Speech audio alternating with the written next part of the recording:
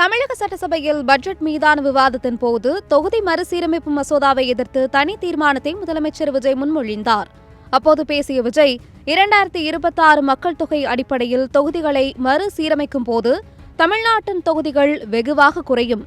மக்களவை தொகுதிகளின் எண்ணிக்கையான 543ஐ மாற்றக்கூடாது என்று வலியுறுத்தினார்.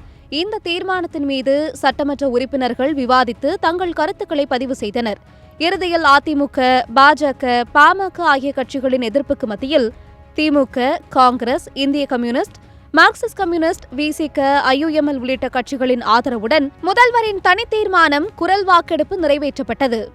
தேமுதிக தனது நிலைப்பாட்டை சரியாக சொல்லவில்லை.